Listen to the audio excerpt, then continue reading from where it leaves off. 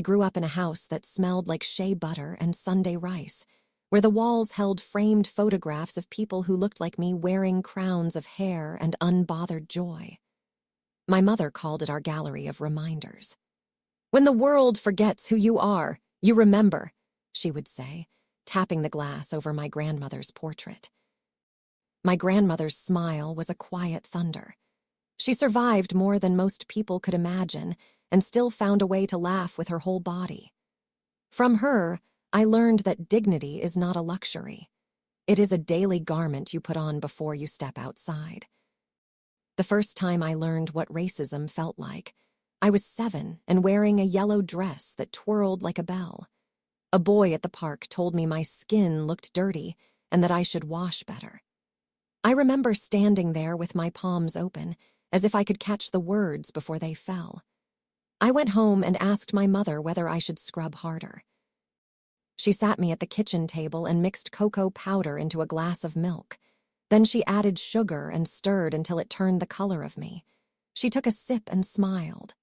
"Perfect," she said. "Sweetness is not less sweet because it is brown." I held that lesson like a small stone in my pocket, smooth and reassuring, even when the world grew rough. By high school, I learned how to braid my hair while my aunties braided stories. They spoke of marches and classrooms where they were the only black girl, of principals who doubted, of friends who defended, of jobs where you had to work twice as hard for half the credit. They did not teach me to hate.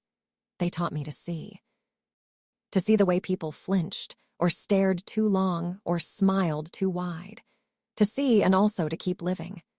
When I met Daniel, it was not a movie moment.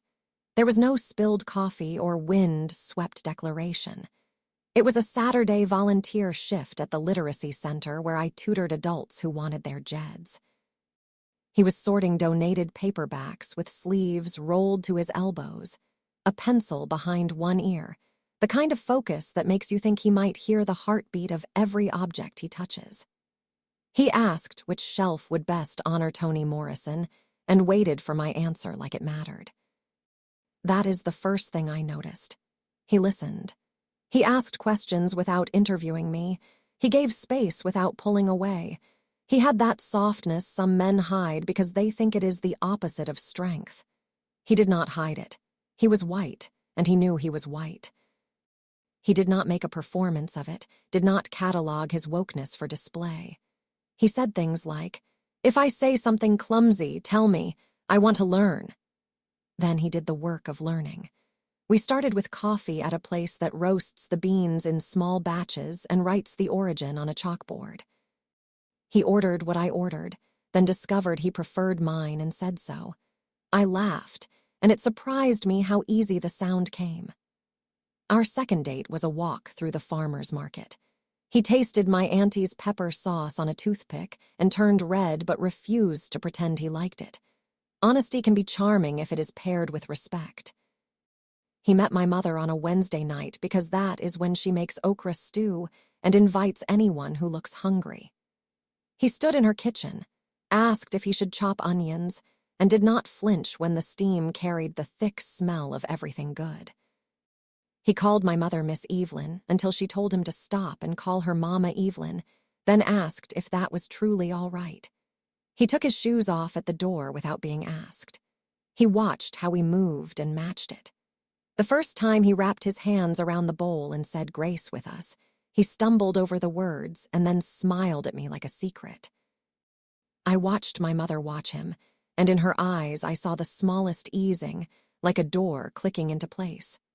Cultural blending sounds neat in a brochure. In real life, it is a pot that takes constant stirring. I taught him the difference between protective silence and withholding. He taught me that not all silence is dangerous. He learned to love head wraps as art. I learned that he considers baseball a form of meditation and let him show me why. He came with me to braid appointments and brought snacks for the whole shop. I went with him to his choir rehearsal and listened to voices ring against stained glass. He asked whether it felt safe for me there. I told him safety is not a place. It is a person or a collection of people. He nodded like he understood. He told me about his family in careful pieces. His mother who gardens and apologizes when she steps on ants. His father who built a company from a garage and likes to say so at every dinner, as if success must be recited like scripture. "He is old school," Daniel said once, studying my face. "He believes in tradition." I knew what old school could mean. I knew what tradition can hide. I told myself not to borrow trouble. We had enough to carry already. On the night he proposed, the sky hung low with summer heat. We were at the literacy center after hours, returning books to shelves because the new semester would start in a week. He handed me a copy of Beloved and asked if I remembered which shelf honored Toni Morrison. I smiled and reached, and the ring sat in the hollow he had carved from a piece of foam tucked inside the dust jacket. He dropped to one knee not because he needed to, but because he understood the choreography of respect. He said he loved the way I make room for people, and the way I refuse to make myself small to fit in other people's rooms. He said he wanted to spend his life learning the parts of me I have not met yet. I said yes with my whole chest. Joy came first. It flooded the room and washed me clean. Then, like a shadow that belongs to a body you cannot ignore, fear stepped in. Not fear of the man in front of me, not fear of the life we could build, but fear of the house I would have to enter to build it. I thought about the way some people guard their tables, as if kindness is an inheritance that can be diluted. I thought about the boy at the park who told me my skin was dirty, and how some boys grow into men who still believe the same thing, only with bigger words and bank accounts. I thought about the gallery in my mother's hallway and the promise I made to those ancestors each time I walked past. I will not bow my head where I should not. Daniel saw something flicker across my face and took my hands. "We can do this," he said. "I will stand with you." I believed him. I still do. I pressed my forehead to his and breathed in the smell of paper and dust and possibility. In my chest, the old stone warmed again, the one my mother placed there with cocoa and sugar. Sweetness is not less sweet because it is brown. As we locked the center and stepped into the humid night, I let myself imagine a future with rooms we built, photos we framed, lessons we passed down. I imagined a child with my eyes and his stubborn focus, a dinner table where every hand was welcome. I imagined peace, which is not the absence of conflict, but the presence of love that refuses to be chased away. Little did I know, his father would test every ounce of strength in me. The first time I set foot in Daniel's parents' house, I understood the architecture of certainty. The doorway rose higher than necessary, like an eyebrow arched at the neighborhood. White columns flanked the porch, and the lawn had the tidy severity of a uniform, edges shaved clean, hedges squared. The brass knocker was polished to a sermon. Inside, everything had a place and a reason, none of which needed explaining because the house assumed you already knew. Daniel squeezed my hand as we stepped into the foyer, where a staircase curled upward with the confidence of old money. On the walls were oil portraits of men with pocket watches and women arranged like porcelain. Their eyes followed me the way portraits do, centuries compressing into a single glance. I heard a piano somewhere deeper in the house, a classical piece I couldn't name that felt like someone clearing their throat. His mother appeared first, in a pale blue sweater that looked like it had a rulebook stitched into the hem. She kissed Daniel's cheek, then turned to me with a smile that was careful but not cold. "You must be the famous reader," she said, as though the literacy center were a charming hobby. "I'm Elise, welcome." Her hands were soft and dry. "Please make yourself at home." The phrase floated, light as lace, and I tried to catch it. I wanted to believe her. "Dad's in the study," Daniel said. "Of course he is," she murmured with practiced fondness. "I'll fetch him." She paused, eyes flicking across my dress, simple black, gold earrings, hair wrapped in a scarf that showed its own kind of crown. "You look lovely," she said. It sounded like both an observation and a test. The study smelled like leather and finance. When his father entered the dining room, he didn't so much walk as arrive, the way people do when they're used to rooms standing up for them. He was tall in the way suits are tall, the fabric doing half the work. His hair was silver where he allowed it and darker where it wasn't ready to concede. He had that posture of a man who won arguments even at breakfast. "So you're the teacher," he said, offering his hand as a verdict. "Tutor," I said, meeting his grip. "And community coordinator." His mouth clicked into a shape that might have been a smile if it had learned empathy. "Ah, community." He said the word like a neighborhood he wouldn't drive through. Elise led us to a table that glowed the way polished wood glows when it has eaten generations of dinners. There were place cards written in a calligraphy so precise it could have been machined. Mine sat 2 seats down from him, next to Daniel, across from a sister named Caroline who appraised me with curiosity braided to caution. The centerpiece was a low arrangement of white flowers, as if color might offend someone's appetite. At first, conversation tiptoed. Elise asked about the literacy center. I spoke of the students, the courage of starting again, the quiet triumph of reading to a grandchild for the first time. Caroline nodded, genuine interest slipping past her guard. "That's wonderful," she said. "I can barely finish a book club pick." She laughed at herself, and I let myself like her a little. His father, Arthur, though no one used his first name, listened as if he were listening for proof of a rumor. "Valuable work," he said finally, the phrase positioned like a coaster under a glass. "Of course, there's a reason those programs never quite scale. Some communities have cultural challenges around discipline and educational priorities." He speared an asparagus tip with surgical neatness. "You must see that." "The challenges I see are structural," I said. "Underfunded schools, long commutes, 2 jobs, and no child care, still people show up. They work hard." "Work ethic is admirable," he said, "when it's present." Elise cleared her throat as if the piano had miskeyed. "Arthur."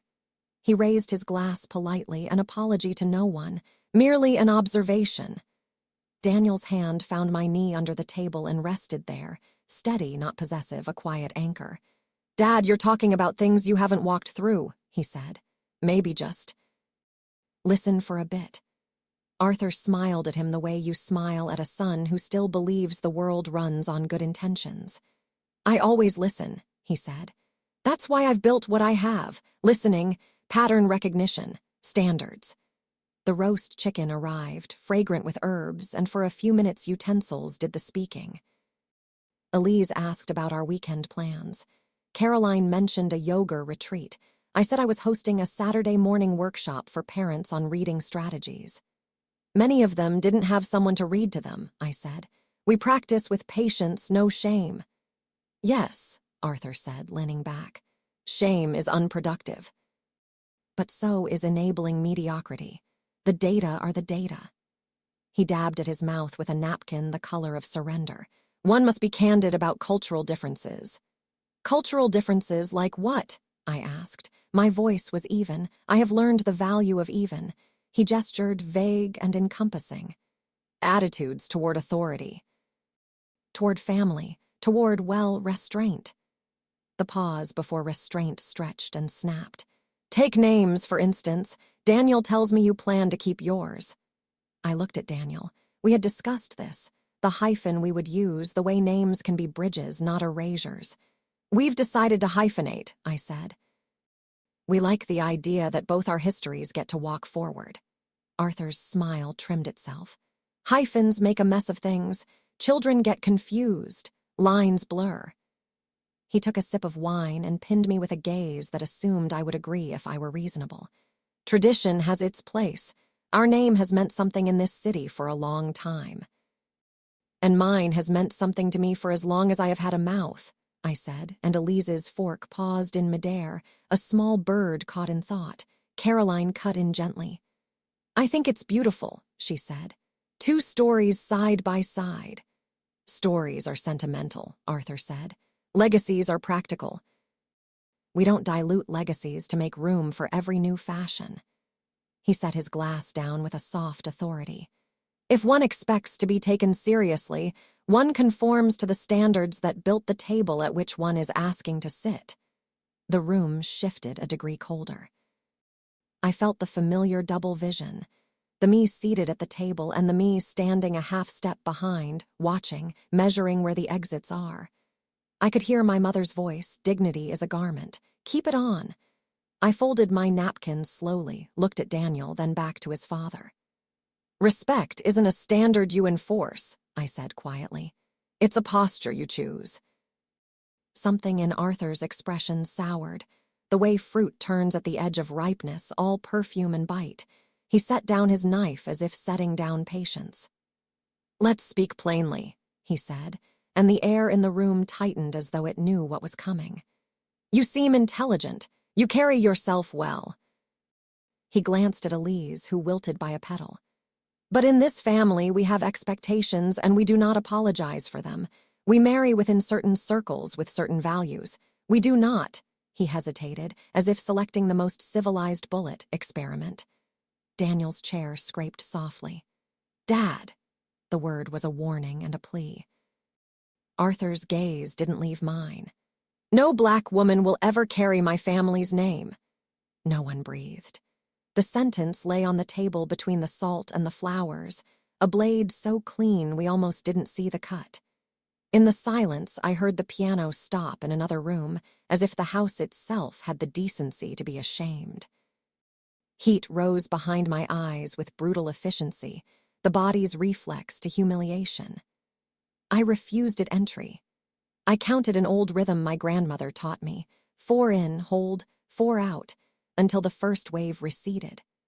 I put my hands in my lap to hide the tremor and felt Daniel's fingers close around mine like a lighthouse, like a reminder that I wasn't adrift. He stood. "That's enough," he said, voice shaking, not with fear but with fury. "You don't get to talk to her about her like that. Not now, not ever." "Sit down," Arthur said softly, the kind of soft that expects obedience. "No," Daniel said. "If the price of sitting at this table is agreeing that the woman I love is an experiment, then I'll eat on the floor for the rest of my life." He turned to me. "We're leaving." Elise reached for him. "Daniel, please," she whispered, eyes bright with the panic of a woman whose whole life has been spent smoothing over the cracks the men made. "This is a misunderstanding." "It's not," I said, and my voice surprised me with its steadiness. "He said what he meant." I rose carefully because dignity loves deliberation and set my napkin beside my plate. "Thank you for dinner," I told Elise, and meant it. There had been real kindness struggling for air in her. "Caroline," I said, and she gave me a small, stricken nod.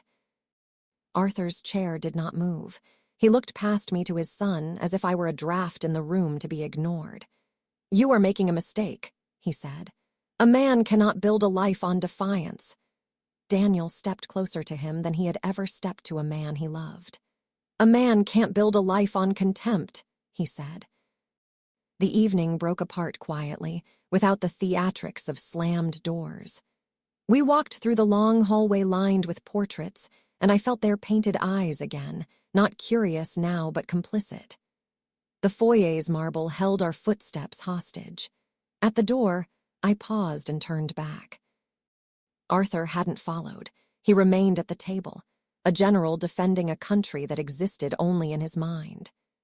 Elise stood with one hand on the back of a chair, looking at me with something like apology that had nowhere to land. Outside, the air smelled like cut grass and rain coming. Daniel and I didn't speak until we reached the car. In the passenger seat, I let my head fall back and exhaled everything I had swallowed. My hands remembered the tremor and performed it. Daniel's breath was ragged with all the words he hadn't said sooner. "I'm sorry," he murmured. "I am so—" "You didn't say it," I said. "He did." I stared at our joined reflections in the dark windshield, 2 shapes that refused to separate. "And I won't carry it." I felt the sting at last, the tiny salt of it at the corners of my eyes, but I would not let it fall in that driveway. I would not water his lawn with anything of mine. We drove in a silence that wasn't empty. At a red light, Daniel reached for my hand again, and I thought of my mother's gallery, of women in frames wearing crowns of hair and unbothered joy. I could feel their eyes on me, not like the portraits in his parents' hall, but like witnesses who knew how the story bends when you refuse the easy ending. I walked away shaken, but I knew I couldn't let his hatred define me. Marriage was supposed to be a beginning, not a battlefield. When Daniel and I exchanged vows beneath the arch of white lilies, I told myself the storm from that dinner would pass. Love would be enough. It had to be. But storms don't vanish because you close a door. They wait outside, patient, pressing their palms against the glass until you remember they never left. Arthur, my father-in-law, didn't scream after that night. He didn't forbid Daniel from seeing me again. He didn't disown him. No, his cruelty was quieter, more insidious. He fought not with fire, but with ice, the kind that creeps into walls and cracks foundations when no one's looking. He spread rumors in whispers sharpened into weapons. At Daniel's workplace, colleagues pulled him aside with raised brows. "Heard your wife has quite the past. Are you sure you know what you signed up for?" Daniel would come home tight-lipped, fists jammed into his pockets, swearing he'd confronted whoever dared repeat his father's words. But the poison lingered, no matter how many times he swatted it away. When we bought our first home, Arthur refused to co-sign or offer the financial blessing he had promised long before I entered Daniel's life. "A man should stand on his own 2 feet," he said flatly when Daniel asked. The hypocrisy bit deep. He had helped Caroline with her down payment, had written a check as easily as breathing. With us, the well was suddenly dry. Daniel shrugged and said, "We'll manage." And we did, but I felt the sting each time bills stacked high and Arthur's silence echoed in our mailbox. At family gatherings, the exclusions were subtle but deliberate. Christmas invitations forgot to arrive. Birthdays passed without notice. Caroline reached out in private, slipping apologies between phone calls. "I don't know why Dad is like this," she whispered once. "He says things about you and I try to correct him, but it's like he wants to rewrite you." Her voice trembled, guilt tucked between syllables. I told her she didn't owe me an apology for his sins, but my heart sagged with the weight of being the family's shadow. It wasn't just Arthur. His prejudice spilled outward like a ripple across a pond. Uncles, aunts, cousins, all learning from the way he shifted his eyes or curled his lips when I entered a room. They never used slurs, never shouted. Instead, it was a constant drip of microaggressions. "You speak so well," one cousin remarked over Thanksgiving dinner, eyes wide with the awe of someone who hadn't expected intelligence. Another leaned across the table to touch my hair without asking, laughing as if I were an exotic pet. "It's so different. How do you even manage it?" And then there were the jokes, always harmless, always disguised as humor. "Hope you don't mind the chicken a little under-seasoned," one aunt quipped with a smirk, eyes darting toward me as the table chuckled politely. My laugh stayed trapped in my throat. These weren't strangers in the grocery line or coworkers who mangled my name. This was supposed to be family. And when cruelty wears a family crest, it cuts deeper than any passing insult. I tried to armor myself. I smiled when I wanted to scowl, excused myself when the air grew too thick with judgment. But each time I walked away, I carried their words like invisible bruises. Alone in our bedroom at night, I stared at the ceiling and wondered how long love could stretch before it snapped under the weight of hate. "Am I strong enough?" I whispered once in the dark. Daniel's breathing beside me had already slowed into sleep, but I needed to hear the question outside of my own skull. The silence answered, heavy and merciless. The outside world wasn't kinder. Strangers glanced at us in restaurants, some with curiosity, others with open disdain. Once, as Daniel and I walked hand in hand down the street, a man muttered just loud enough, "Shame! His father must be proud." The words crawled under my skin like ants. I smiled tightly at Daniel, pretending I hadn't heard, but that night I scrubbed my hands raw under the faucet as if I could wash the insult away. It built quietly, resentment, doubt, exhaustion. I found myself withdrawing, avoiding gatherings altogether, letting Daniel go alone because I couldn't bear the thought of being dissected like an exhibit. The walls of our home closed in, my own silence joining Arthur's as an accomplice. Then one morning, after a particularly cruel dinner where Arthur forgot to set a place for me, I stood in front of the bathroom mirror. My reflection was tired. Dark circles bruised the skin beneath my eyes. My lips pressed into a line I didn't recognize. I had been shrinking, letting his hatred carve me down piece by piece. I remembered my mother, her hands rough from years of work, her voice steady as she braided my hair. "Baby girl, the world will try to tell you what you're worth. Don't you ever hand them the measuring stick. Strength is your inheritance. Dignity is your crown. Wear them both." The memory rose like a hymn in my chest. I studied the woman in the mirror. I saw the sag in her shoulders, yes, but I also saw the set of her jaw, the resilience hidden beneath fatigue. I lifted my chin, adjusted my scarf, and let the crown settle back where it belonged. That day, I began to fight differently, not with shouting matches or desperate pleas for Arthur's approval, but with the quiet rebellion of existing fully, proudly. I cooked meals that carried my grandmother's spices, even when his family mocked the scent. I wore my hair natural, letting its coils announce themselves without apology. At gatherings, when cousins whispered, I looked them in the eye until their laughter wilted. It wasn't easy.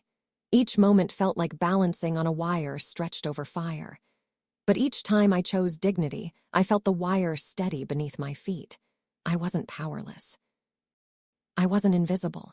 And though Arthur still tried, still spread his rumors, still withheld his blessings, still tightened his circle against me, I realized something vital. His hate was his inheritance, not mine.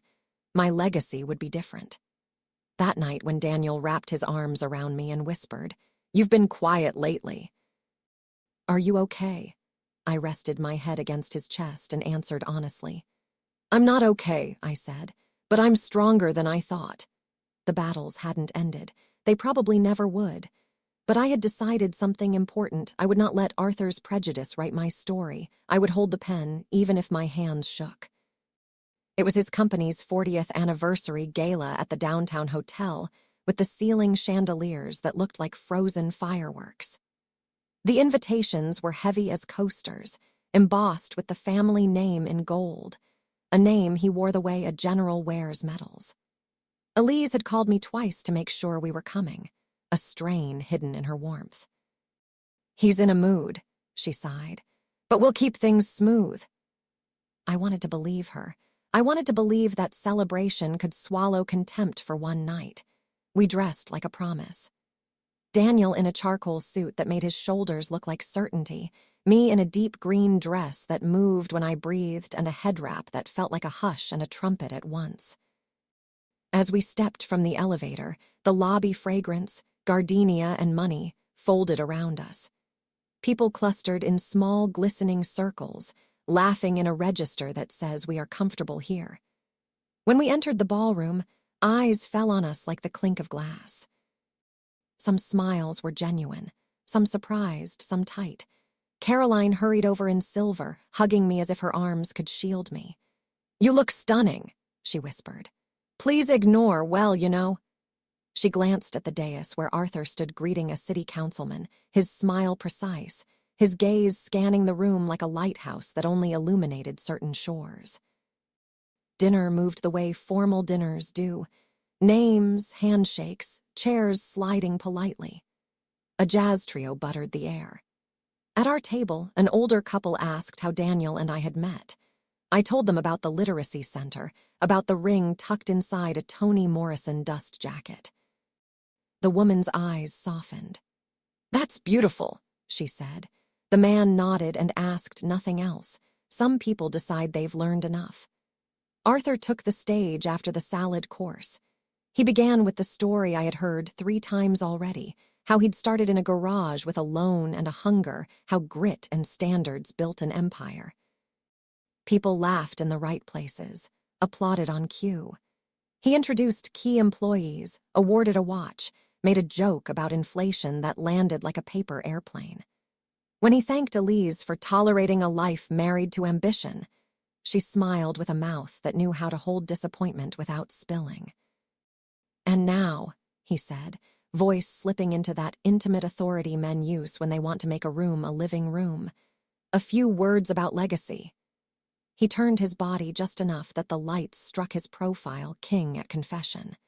"A company like ours is a family. A family like ours is a standard." He let the word bask.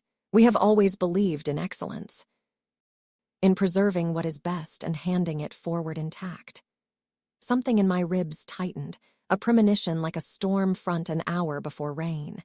He gestured toward our table, toward Daniel, toward me. "As many of you know, families evolve. Children make choices. My son Daniel, for instance, has recently married." A polite wave of applause. Arthur lifted a hand to settle it. "Marriage is a serious undertaking. It brings together not only two people but two worlds, and sometimes those worlds do not naturally harmonize." Silence puddled at our feet. I felt Daniel stiffen beside me. He squeezed my hand under the linen, a squeeze that meant I'm here, even as his pulse hammered against my palm. "I have always believed," Arthur continued, "that stewardship means protecting the name we will not get to carry forever. It means being cautious about what we attach to it." He smiled a thin administrative smile. "Outsiders, however earnest, do not always understand the weight of a legacy. In their eagerness, they can. How shall I put it? Dilute what generations have refined." My chair might as well have been a witness stand. Conversations died. The jazz trio stumbled into silence. I felt heat lift toward my eyes, the body's uninvited reflex, and I said no to it like a prayer. I could sense Elise rigid at her table, Caroline, with both hands flat, as if pressing the room still. Arthur looked at me as if finally acknowledging the object he'd been describing. "We welcome guests," he said, the syllables clipped, "but not every guest belongs at the head table." He tipped his glass. "We must guard what carries our name." The room hissed without making a sound. The words landed with the same old bruise: outsider. Dilute. Guard. In front of his peers, his investors, the mayor's aide, he had picked me up like a piece of lint and held me out as an example of what excellence must refuse. I felt myself splitting into two, the woman whose hands were folded neatly in her lap, and the girl who once held cocoa, sweet milk, and learned that brown was not dirt but flavor. The girl asked, "Are you still me?" The woman didn't answer. Daniel stood before I could decide. His chair slid back so gently it sounded like forgiveness. He stepped onto the edge of the dance floor and lifted his voice, which shook the way bridges hum when trains cross. "That outsider is my wife," he said. Several heads turned with a collective intake, like a congregation sensing a new sermon. "She belongs wherever she stands." Arthur's mouth flexed. "Daniel, we will discuss this later." "We will discuss it now," Daniel said, "because you made it public." He faced the room, hands open, not grandstanding, just bearing witness. "My wife teaches adults to read because our systems failed them. She builds community with her bare hands. She carries her name with pride and agreed to carry mine beside it. If there's a legacy here, it's her love. If there's dilution, it's your contempt thinning what family is supposed to mean." An audible murmur rippled. Elise's hand covered her mouth. Caroline had a sheen of tears that made her eyes look like declarations. Arthur stepped forward on the stage, composure like lacquer. "Son," he said, the word rebuke and claim, "you are emotional. This is a celebration." "No," I said, surprising myself, surprising Daniel, surprising the part of me that had decided silence was a strategy.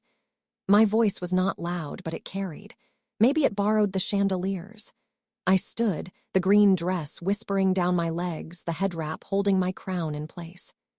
"This is an unveiling." Dozens of faces pivoted, curiosity, hunger, discomfort, pity, something like hope. My knees trembled in a tiny private dance. I let them. Courage and terror often arrive together, roommates who share a key. Arthur, I said, using his name because honorifics are not duty when they are used as chains. You have told a story for years about grit, excellence standards.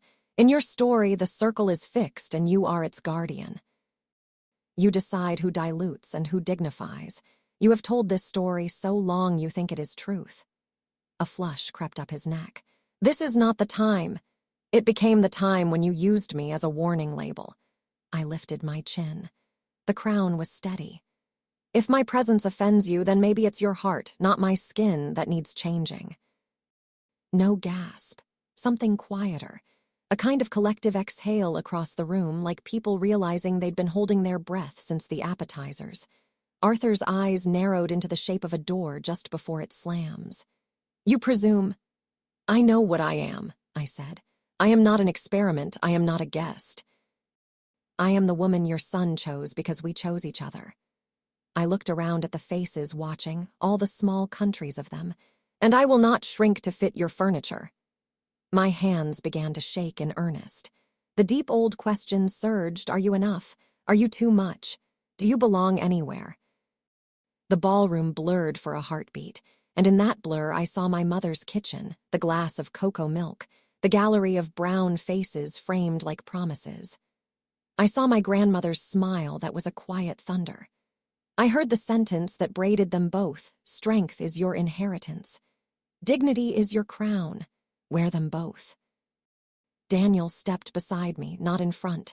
He didn't take the microphone or ask for permission. He put his hand at the small of my back, a touch that said I'm with you, not I'll speak for you. We can leave, he whispered, breath warm as sanctuary. Say the word. I wanted to. I wanted to flee this room with its crystal arrogance and linen righteousness. But another wanting rose taller, the wanting to stop apologizing for existing. I realized I had been spending my strength on endurance, not on standing. Endurance is noble, standing is necessary.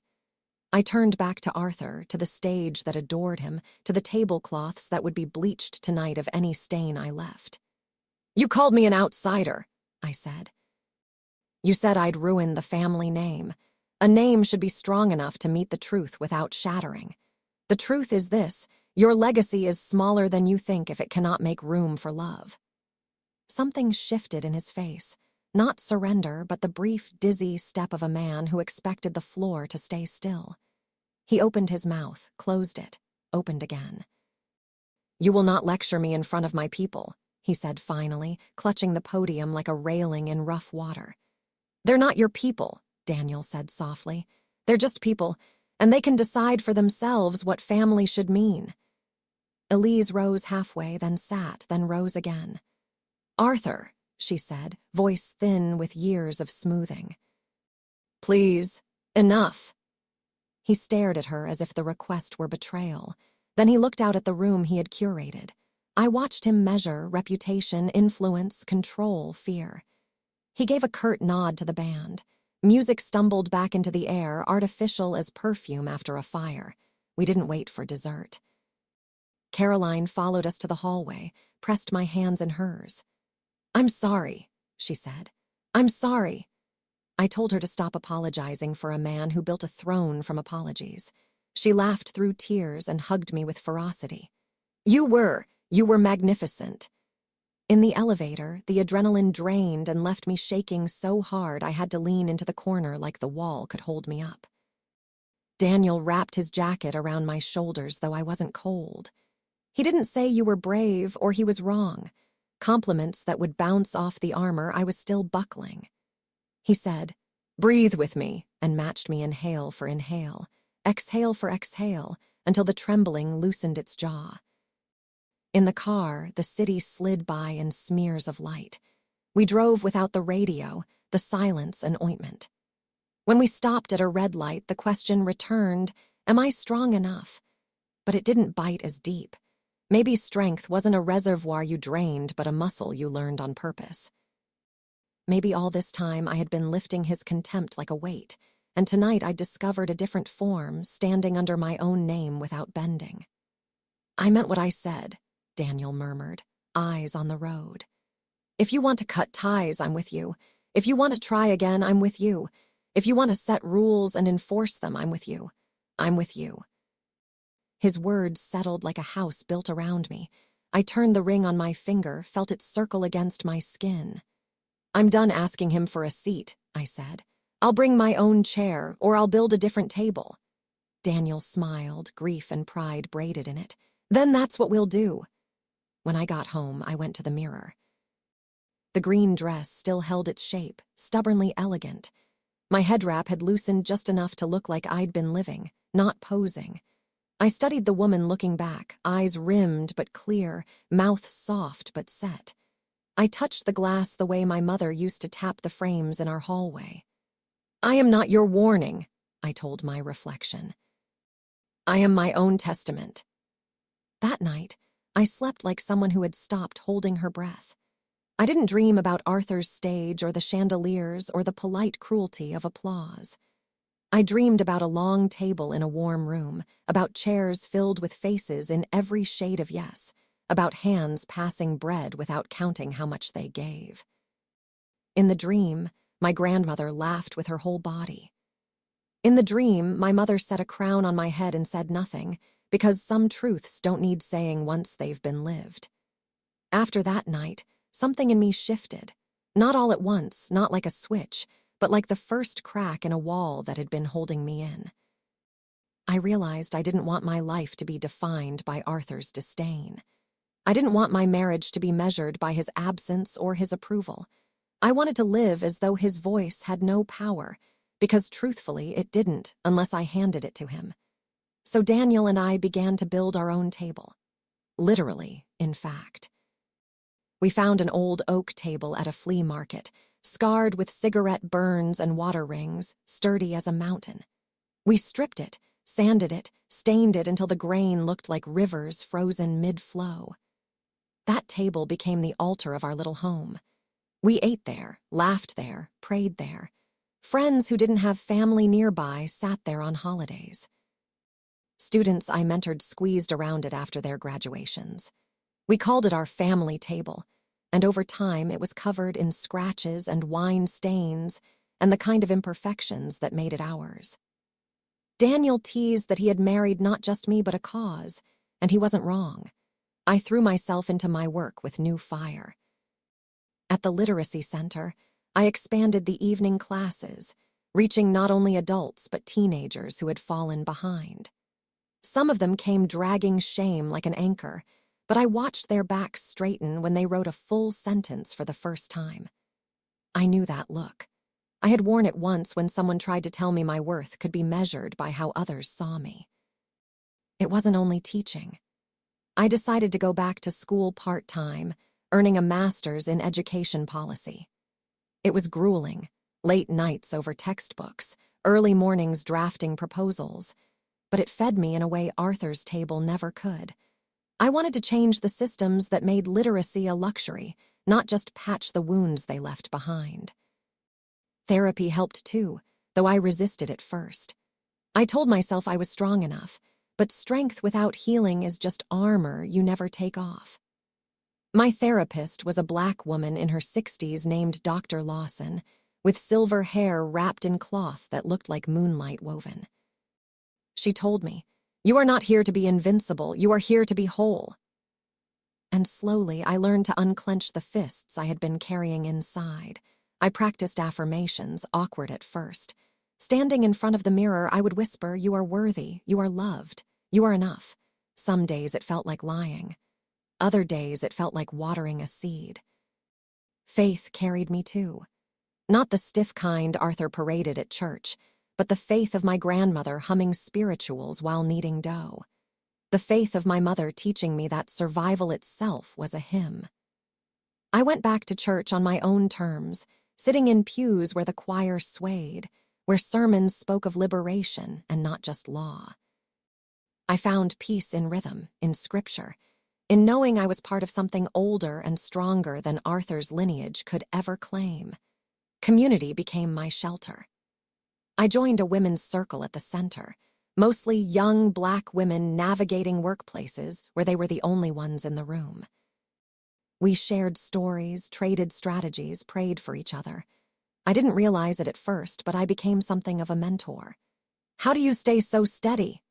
one young woman asked me after a meeting. I laughed. Steady was not how I felt most days, but I told her the truth. You don't wait for permission to belong, you bring your own chair. Word spread. Couples reached out. Black women married to white men or men of other cultures, asking how to handle the strain of family rejection. I didn't have perfect answers, but I shared my story honestly, scars and all. Sometimes that was enough. Sometimes just knowing you weren't the only one in the storm was enough to keep the sails up. Meanwhile, Arthur's fortress began to crumble in ways only time can orchestrate. The company that bore his name faced lawsuits for outdated practices, and the younger executives whispered about modernizing. Investors leaned more toward Daniel's ideas than his father's rigid control. At family gatherings, his pronouncements drew less applause and more uncomfortable glances. I heard from Caroline that his circle of old friends had grown smaller, some moving away, others simply tired of the bile he disguised as tradition.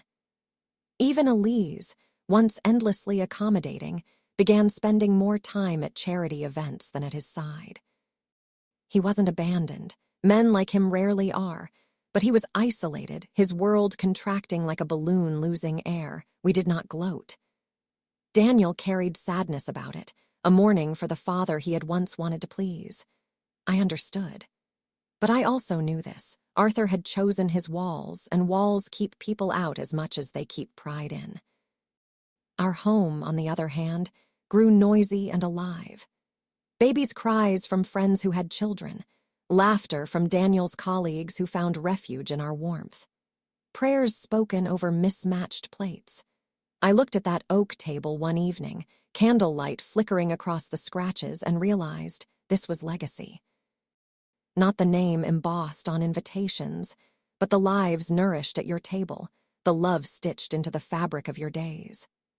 One summer evening, after a long class at the center, I sat with a young woman named Janelle who had just finished her GED. She gripped the certificate like it was glass.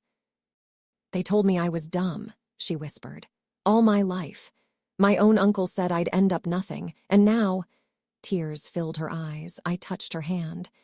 "You just proved them all wrong," I said. "Not with anger, but with persistence. That's power, that's legacy." She shook her head. "You sound like someone who knows." "I do," I said softly. Walking home that night, I thought of Arthur again. He was still alive, still loud, still stubborn, but his story was not mine to fix. My story was being written in classrooms and kitchens, in therapy rooms and pews, in laughter around a flea market table that we made sacred. And for the first time, I felt it deep in my bones. I wasn't living in reaction to him anymore. I was living forward. Legacy was not what you inherited. Legacy was what you built, and I was building mine word by word, table by table, breath by breath. Elise chose the date for the christening like a prayer whispered between storms. "Second Sunday in June," she said over the phone, voice soft but steadier than it had been in months. "The earliest service. The sanctuary will be quiet. It would mean the world if you and the baby came." She didn't say his name. She didn't have to. He hovered at the edge of every sentence, a weather pattern we had learned to read by instinct. Our daughter, Naomi, slept in my arms while we talked, her breath small and complete. She had my eyes and Daniel's stubborn mouth, and when she smiled in her sleep, it felt like God signing a promise. I carried her to the window, watched the neighborhood stretch awake, and thought about how many doors in my life I had entered apologizing for the space I took up. I didn't want my daughter to inherit that reflex. I wanted her to learn that rooms are bigger when you stand tall. The church Elise chose was in the old part of town, bricks dark with weather and memory. Daniel and I had been there once for Caroline's choir concert, back when we were still deciding which pews felt like home. The sanctuary was simple, wooden pews, stained glass that traded in color more than detail, a pulpit worn smooth where hands had gripped truth. This was not the stage Arthur preferred. This was a room that remembered how to listen. I won't lie, the days leading up to it rattled me. I folded Naomi's dress, a white cotton slip with a hem my mother had hand-stitched, and felt my throat tighten. What if he turned the day into another lesson, another spectacle? What if the quiet violence of his words soaked into my daughter's first ritual the way water seeps into stone? Daniel caught me staring through the glass one night after we'd finally lulled Naomi back to sleep. "We don't have to go," he whispered, palms warm on my shoulders. "We can do our own blessing at our church. Or in our living room at the family table." "We could," I said. "But if we keep building our life in the shadows he casts, then we're letting him decide where our light goes." I pressed my cheek against his chest. "I want to walk into that room with our daughter and show myself, that we don't bend to fit his furniture." He closed his eyes as if the words were a chord he recognized. "Then we'll walk in together." The morning of the christening, sunlight arrived like a benediction. I dressed Naomi slowly, buttoning the tiny pearls along her back, threading a ribbon through the soft halo of her hair. She blinked at me with the solemn curiosity of newness. I wrapped my head in indigo cloth, the pattern a constellation of small stars, and chose a dress the color of earth after rain, deep, alive, forgiving. Daniel knotted his tie and caught my reflection. "You look like a promise," he said. I smiled and kissed the corner of his mouth. "So do you." We parked beneath an oak that had been telling the wind secrets for 100 years. Bells rang once, twice, calling the early service to attention. People moved along the sidewalk in slow streams, old women with hats like gardens, toddlers with socks falling down, men in suits that had seen funerals and weddings alike. I settled Naomi in the crook of my arm and took Daniel's hand. We stood there a heartbeat longer than we needed to, breathing at the same pace. When we stepped inside, the sanctuary folded around us. Conversations hushed with that courteous curiosity I had come to know, that double look, one for the baby, one for me. Elise rose from the front pew as if a string had pulled her to her feet. She came down the aisle quickly, hands outstretched, not quite touching me until I nodded. Then she gathered us in, her embrace trembling. "You're here," she whispered into my hair. "You're here." When she pulled back, her eyes were already soft with tears. "May I hold her?" I placed Naomi in her arms, and something in Elise's shoulders released the way birds do when they remember how to fly. Arthur was there, of course. He stood at the aisle end of the pew like a checkpoint. His suit was darker than the wood, his tie a slash of control. When his gaze fell on me, it flickered, just for a fraction, a misstep on familiar stairs. Then he smoothed it into the face he preferred, composed, unimpeachable, bored by other people's feelings. We moved toward them, Elise with Naomi, Daniel at my side. Caroline slid over, making space, squeezing my hand as we passed. The pastor greeted us with the practiced warmth of someone who has learned that ritual is a kind of home. He explained the order of service, his voice a gentle metronome. "We are here to welcome a child," he said, "and to remind ourselves that love is not a theory but a practice." As the first hymn rose, I felt a familiar tremor under my ribs, the body's way of remembering old injuries.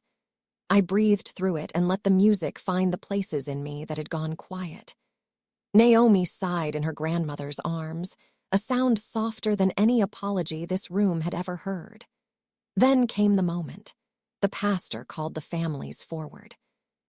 We stood at the rail, me, Daniel, Elise, and Arthur, with Caroline nearby.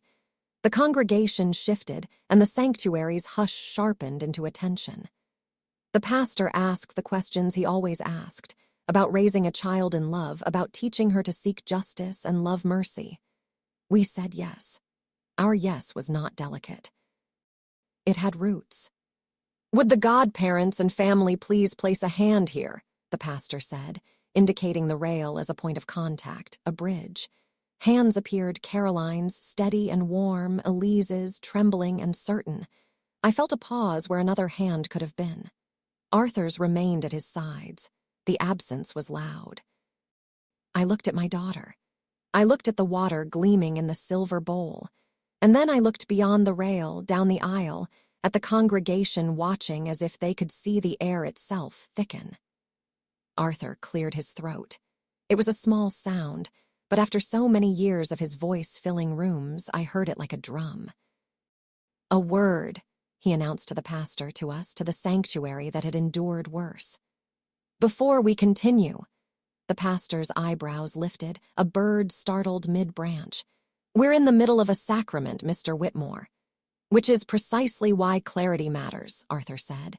He pivoted, addressing the congregation like a board meeting. "Family is not a loose concept. Names are not arbitrary. They carry standards." I felt heat rise at the back of my neck. Not the fire of anger, the warmth that comes when you see the sun and step into it anyway. Daniel's hand found the small of my back and rested there, not to hold me up, but to remind me I didn't need to hold myself alone. The pastor inhaled as if to interrupt, but I had spent too many years letting moments pass. I reached for my daughter. Elise hesitated, then surrendered Naomi to my arms with reverence.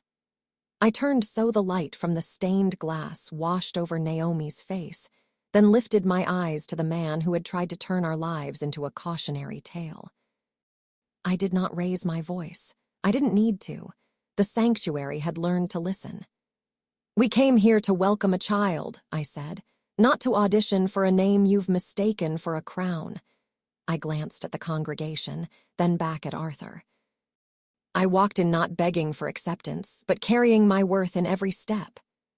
The words landed not like thunder, but like rain on hard ground, soft, steady, undeniable. A murmur rose and then fell, not disapproval, not even surprise. Recognition. People know truth when it shows its face. Arthur's mouth pressed into that thin line that said he was deciding which weapon to use. I didn't wait for it. I stepped a half-pace closer, so that if he looked at Naomi, he could not avoid seeing me. "This is your granddaughter," I said quietly.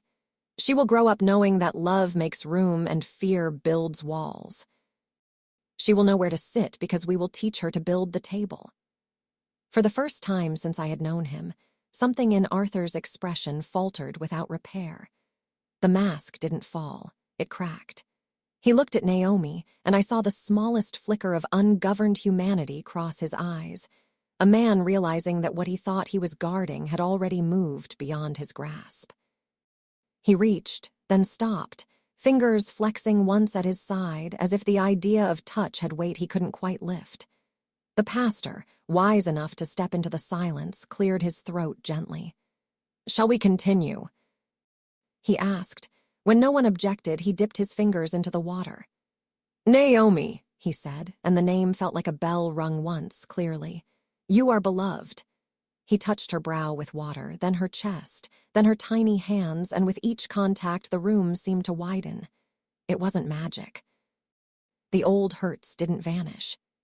But something shifted, a center of gravity, a balance of power. The authority that had once gathered like iron filings around Arthur began to scatter, drawn instead to the simple radiance of a child baptized into a family that refused to be small. Afterward, at the reception in the fellowship hall, the tables were covered with white cloths and plates of deviled eggs and pound cake, contributed by women who knew how to feed a moment. People approached us without the tight smiles I'd come to expect. An older deacon pressed my hand and said, "Your words were a sermon." A teenager from the choir told me my head wrap was regal, and I caught the quick pride in her posture when I said, "So is yours." Caroline took pictures of Naomi with a ferocity usually reserved for breaking news. Elise hovered, wiping imaginary smudges from the baby's dress, laughing too loudly at herself. "I'm sorry," she kept saying, not about Arthur, not directly, but about all the years powdered in the spaces between us. "I'm just so happy you're here." Arthur lingered near the doorway like a sentinel who had run out of orders. People greeted him politely and moved on. At one point he approached, stopped, and looked at Naomi asleep in my arms. His gaze flicked to me, then to Daniel. He started to speak, then closed his mouth. For once, silence did not belong to him. We did not force a scene. We did not ask for contrition packaged in public relations. We ate cake, and we laughed, and we passed the baby from arms to arms. When I moved through the room, conversations opened for me. Not because I had conquered anything, because I belonged, and the room had finally caught up. On our way out, the sun had climbed to the hour when it gilds everything it touches. We stepped onto the church steps, and the light spilled over us, over Naomi's sleeping face, over Daniel's tired, joyful eyes, over my hands holding both of them. I turned once, as if to check whether I had left anything behind in that sanctuary, resentment, fear, the habit of shrinking. But the room behind me was simply a room where water had touched a child's brow, and where a woman had said the truth without apology. At the car, Daniel kissed the top of my head. "How do you feel?" he asked. "Like my spine remembers me," I said. "Like the ground isn't auditioning to hold me anymore." He smiled, then glanced back toward the church doors. Arthur stood there alone, a figure carved out of shadow and pride, watching us the way men watch trains they can't stop. For a heartbeat, I felt a pang, the ache of what could have been. Then Naomi stirred and sighed, bringing me back to the life we were actually living. We drove home with the windows cracked, the air warm and gentle. Naomi slept, her tiny breaths counting a rhythm older than any name, any legacy. At a red light, I looked at our reflections in the rear view, the three of us framed by ordinary glass, and thought of my mother's gallery of reminders. I imagined adding a new picture there, not of me at a podium or in a gown, but of me on those church steps, a baby in my arms, sunlight like a crown, and a sentence written beneath it in my grandmother's hand. She walked in not begging for acceptance, but carrying her worth in every step. For the first time, his authority didn't overshadow my presence. It was just another shadow on the steps behind me, and shadows are powerless in full day. The weeks after Naomi's christening unfolded like a quiet season after a long storm. The air felt different, not because the winds had changed entirely, but because I no longer lived braced against them. For years, Arthur's voice had filled rooms before I even entered, a shadow I could feel across my skin. But that day in the sanctuary, when silence turned into recognition, when my words landed not as defiance but as truth, I realized something vital. His power had never belonged to him.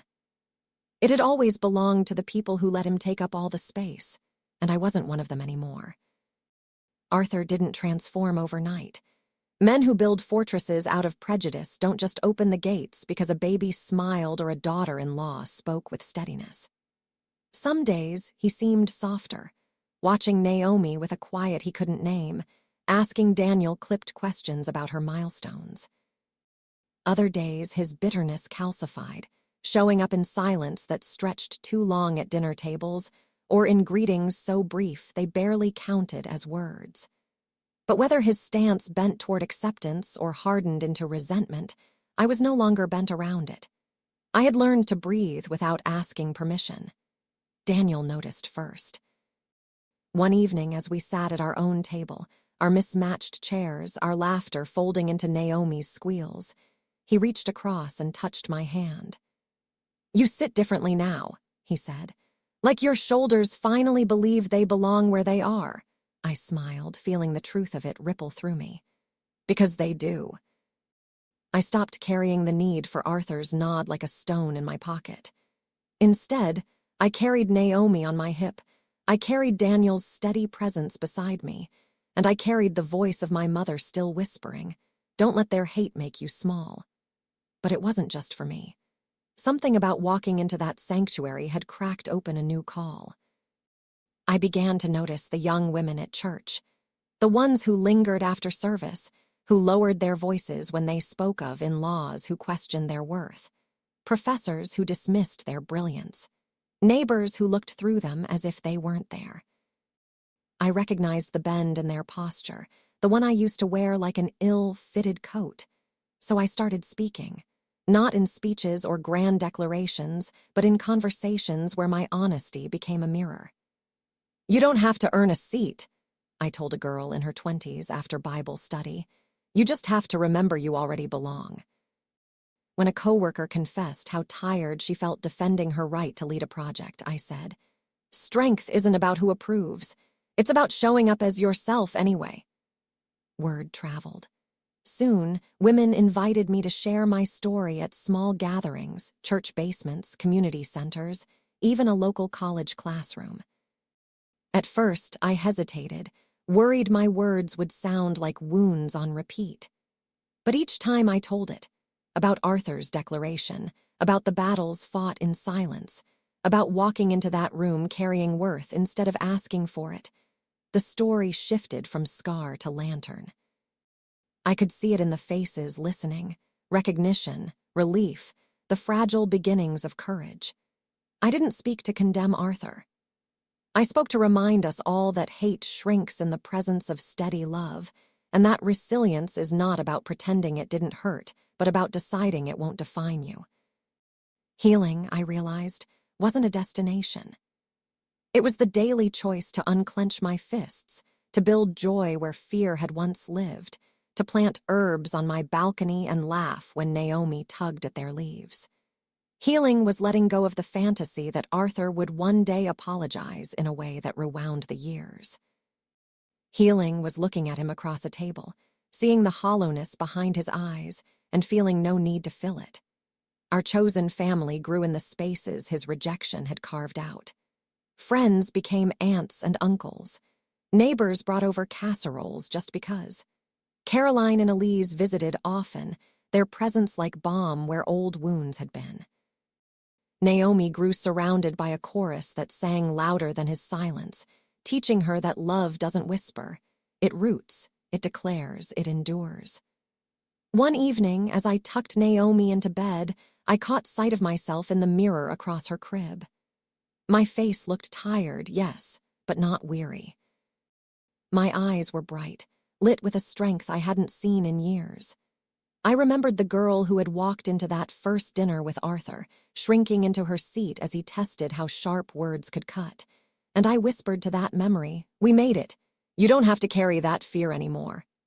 Months passed, and Arthur's health began to falter. Age has a way of stripping away the armor pride builds. He still rarely spoke to me directly, but I noticed him watching when Naomi toddled across the room, her laughter scattering like birds. Sometimes, just sometimes, his eyes softened, not with approval but with the quiet ache of someone realizing they had missed the chance to know love sooner. I did not wait for his blessing. I no longer needed it. The real blessing was already here, in the way Daniel's hand found mine at the end of every long day, in the way Elise wrapped Naomi in knitted blankets, in the way our community embraced us without condition. The blessing was waking each morning knowing that my worth was not up for debate. As I write this, Naomi is asleep, her breath steady against the hush of night. Daniel sits across from me, reading, his glasses slipping down his nose. The house hums with the ordinary miracle of belonging, and I understand now what legacy truly means. It is not the name etched on a family crest, not the fortune passed from father to son. Legacy is what we carry forward when the world tries to strip us bare. Arthur once tried to define me by exclusion, but I defined myself by endurance, by dignity, by the simple yet radical act of love. And that definition is the one my daughter will inherit, not the bitterness of a man who could not see past his fear, but the resilience of a woman who chose to live beyond it. He once declared no black woman would carry his family's name. He was right. I carried more. I carried strength, love, and a legacy that his hate could never touch.